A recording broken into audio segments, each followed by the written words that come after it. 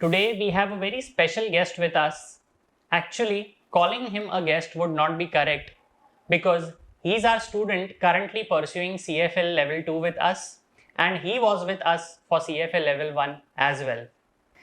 Recently, the CFA Institute announced level 1 results for the Feb 23 attempt, and Afshan Wadia cleared the exam with flying colors.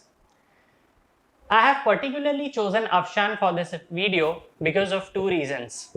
Reason number one is, during the very first lecture, his dad had come to meet me and said that, how is the course? What is the course all about? Would Afshan be able to pursue the course?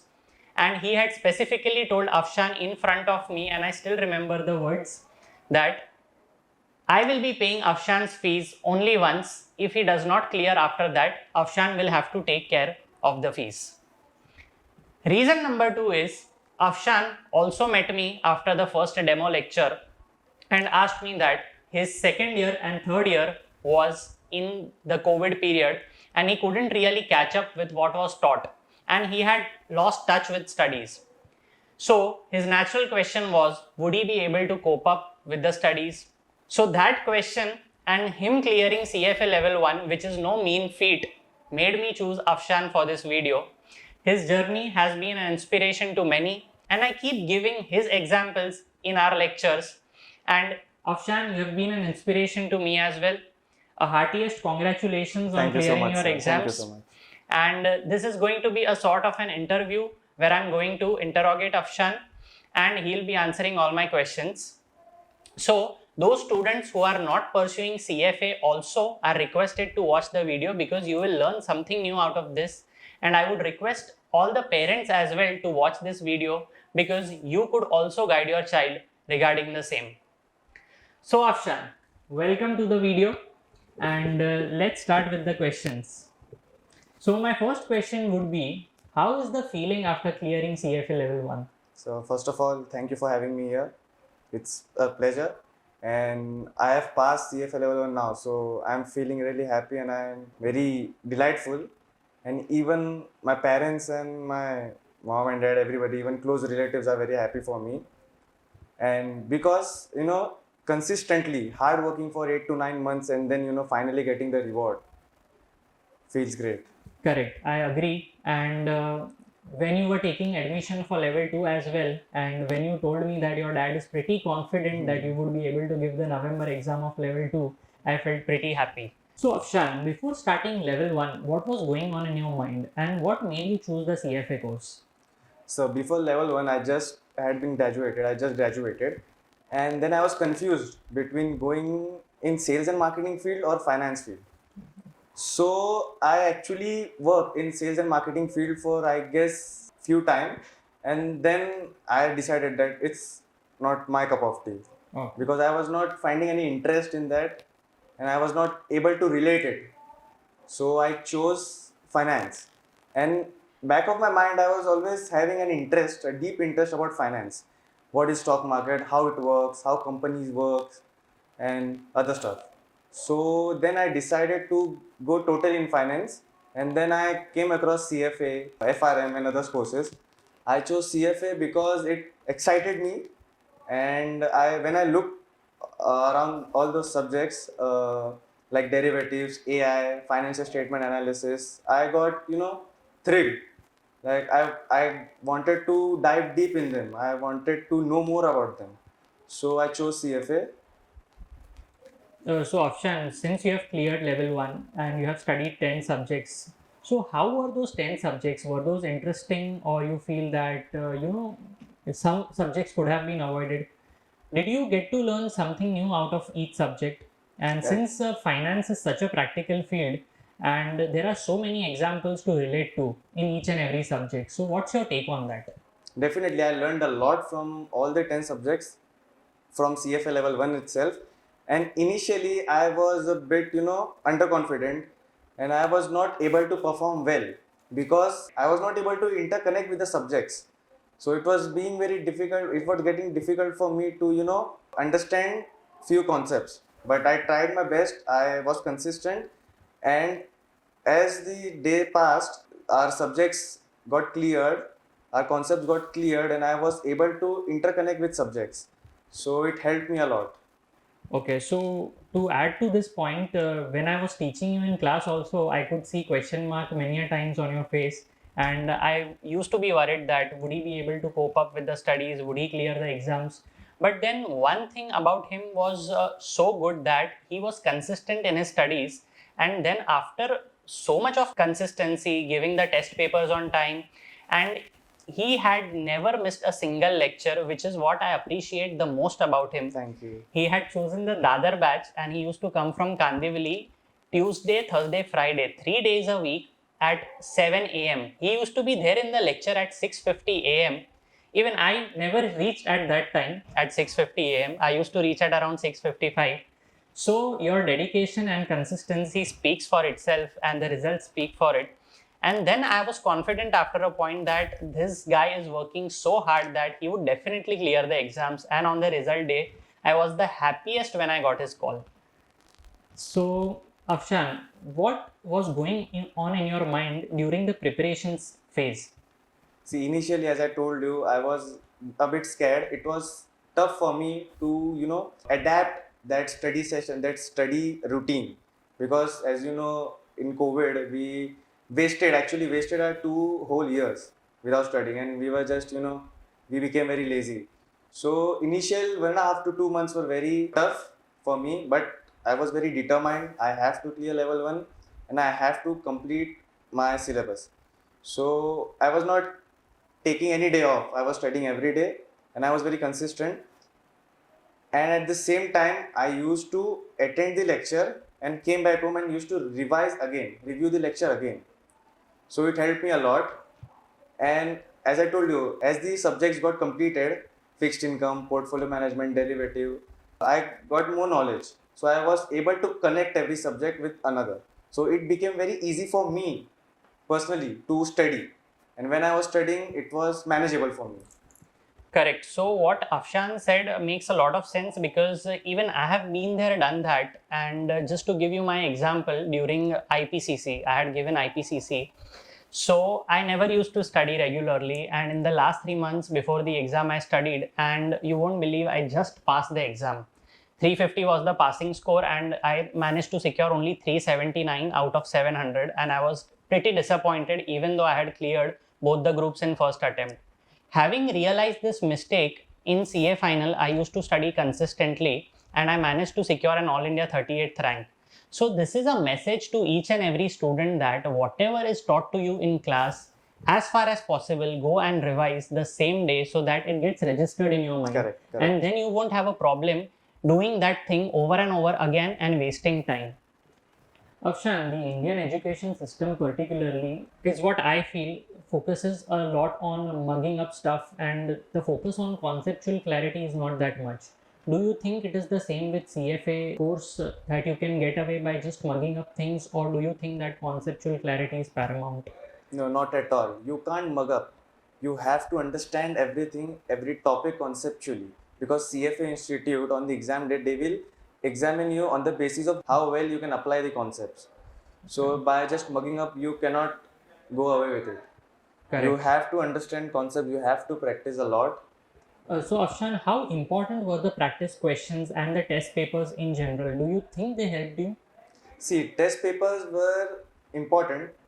They were also important because they help us to evaluate our marks. They help us to evaluate our performance. And practice questions were very important. They are a must for a CFA level 1, level 2 or level 3 candidate because by practicing questions, you will understand the concepts more easily and you will get to know a lot of things. And I remember you had told me because initially I was not scoring well in my test. So you had told me, practice a lot of questions, practice from JKSC question bank. So I practiced from JKSC question bank as well, curriculum and Schwezer. So it gave me a good practice. It was very handy for me to understand questions quickly and also understand the type of options they give in exam. Because sometimes the options, the three answers are also Quite confusing. similar to Quite each similar other. and Yeah. very You feel confusing. all three could be correct. Yeah, and least likely, most likely. Correct. They are also very important. So to get handy with them, practicing question is very, very important. Correct. And the advantage of practicing questions is that you can tackle any sort of question that comes in the exam, because you must have practiced so many questions till the time of going to the exam. So JKSC question bank has close to 3,000 practice questions, right? Right. And curriculum questions, Schwezer questions. So a lot of practice, plus we tell our students to solve at least 8 mocks before the exam, and each mock having 180 questions. Correct. So that gives you a lot of practice, and if you are going to the exam with all guns blazing, then I think it is impossible to fail, right? Right. So Afshan, one request would be to reveal your preparation strategy to the audience so they could benefit out of it. My preparation strategy was simple. I used to attend your lectures, and then I used to go home. I used to read the Schwezer text, and then I used to solve all the questions from curriculum and as well as JK Shah question bank. Because my main aim was to solve as much as questions as possible. To basically see the variety of questions. Yeah, to see the variety of questions, to get handy with them, and also while solving questions, you get more clarity about the concepts. Okay. Even if you went wrong in while studying, so while solving questions, you will get more clarity and your doubts will be solved. Definitely. So around 30% of the clarity comes from solving questions. Right. And that's why we emphasize so much on question solving. So what we see here is nothing worth having comes easy. He had solved 6 mocks, 3,000 plus practice questions, never missed a single lecture. And that is what I keep telling all my students. I won't be giving any customized preparation strategy to any of the student. The rules are very simple. You have to play the game within these rules. But the thing is that many of them fail to follow the rules, and then during the result they end up being disappointed. So it's a request to all our students and our upcoming students that we give you the recorded lectures as well, but as far as possible attend offline lectures as Afshan did, and don't miss a single lecture. Please don't misuse the facility of online recorded lectures, because those are just for emergency. Because attending offline lecture is very different from attending online, because in online we are not focused, we are very lazy and all, but when we are attending lecture live, we are confident, we are focused, and we are interacting with the professor. So it also gives motivation to us, and also the professor guides us. Correct. And definitely online lectures are a bit, students tend to feel lazy in the online lectures, and you must have constantly seen my bombarding to the online students to keep their videos on, because the main reason why I ask online students to keep their videos on is I need to know what they are doing, whether are they really attending the lectures or not. My advice to all the Mumbai students at least is that if we have the facility of offline lectures, you must attend offline lectures, because nothing can definitely beat the experience of offline lectures. There was a day I remember that I was asked to take one lecture online because of heavy rains in Mumbai, and I was literally disappointed that today I'm not getting a chance to take an offline lecture. And yes, that was one exception, but bearing that, I have taken all the lectures offline only, and I love to interact with the students. Afshan, the common question I get asked before any student joins is that they hadn't taken maths during college level and they had chosen SP, secretarial practice. Do you think them having not chosen maths and now going for CFA would make a lot of difference, or is it manageable? See, even though I took maths in my 11th and 12th commerce, I was very scared of maths since my school time. But in CFA, it is a bit different. Correct. We have to understand it conceptually. See, it is getting repeated again and again. Conceptually, we have to be very strong conceptually. So in CFA, the math is called quantitative method. So even if you people are getting difficulty in geometry, algebra, school level maths, it is not the case in CFA. You have basic maths, but it is very important to know the formulas and when to apply and how to apply. It's basic multiplication, addition, subtraction. But the very important thing is when to apply and how to apply. Got it. So Afshan, as per your experience, do you think anyone who signs up for the CFA course can crack the exam? If he is dedicated, if he is willing to put on efforts, if he is hardworking, if he wants to get things done right conceptually, then he will definitely pass the CFA level 1 exam. Even I have observed over my course of teaching the CFA courses that students are not dumb. They are very smart. they can catch the concepts well, but the only thing lacking on their part who do not clear is lack of practice, and they tend to take things casually. So this should never be the case. I have seen good students fail. So one of your friends also, he joined with you only, and he was good at studies, and I always used to tell him that, with consistent efforts even you can clear the exam, but unfortunately his result did not go the way we wanted. But definitely in the upcoming attempt, I hope he clears given consistent efforts. Sure, sure. Afshan, what do you think, that should students work alongside CFA, or right now their only focus should be on clearing the exams and gaining that conceptual clarity and knowing the concepts well? It is very subjective. It depends upon person to person. If he is able to manage both things simultaneously, then he is good to go. But I prefer to study because the basic of finance I was not knowing. I was starting from scratch. So I had to put on efforts to clear my basic concepts. So that's why I was not able to work, and I put my 100% in studying level 1. Correct. So the message to the audience would be that please do not hurry for jobs. First, focus on completing your education, knowing the concepts, because if you don't know the concepts and you go for a job, you won't be able to add value to the organization. But if you know the concepts well, you would be able to add value to the organization, and that is what they would like. And that would give a further boost to your career. Yeah, so my definitely. advice to students is that unless you are able to manage both the things, please do not go for a job right now. Rather, focus on completing your CFA first. Afshan, the last question would be, what is your message to the audience? What would you like to tell them? People who are going for CFA or people who are already a CFA level 1 candidate, the first advice, the very important advice I would like to give is do not neglect or do not underestimate CFA level 1, because I have seen a lot of people, their thinking is we'll start just 2.5 months or 3 months prior to the exam date. So very few people are able to actually do it. But I would say don't take risk. Start your preparation early. Start your preparation at least 6 months prior to your examination date. You will have a good chance of passing the level 1 exam. And my second advice is make proper notes. I myself used to make proper notes. I used to maintain notes every topic, every subject. So it helped me a lot to clear my level 1 examination, and as well as during my revision time, because revision time is very important and you have to utilize that time. And during revision time, I just used to glance from my notes, and within no time, I was able to recall every concept, everything. So it helped me a lot. And the last thing I would like to say is have a positive attitude, be dedicated. If you don't understand any concept, give time, have patience, and after practice, you will be able to understand it. So all the very best to all of you. So yeah, just since you spoke about your revision, so many students ask me that, sir, how should we revise? So what would your message be to them? How should revision be done? And by the way, revision time is very important. So during my revision time, what I used to do is I used to go through all the topics, all the subject once again, and then I used to solve the questions once again, and also I used to solve the JK question bank.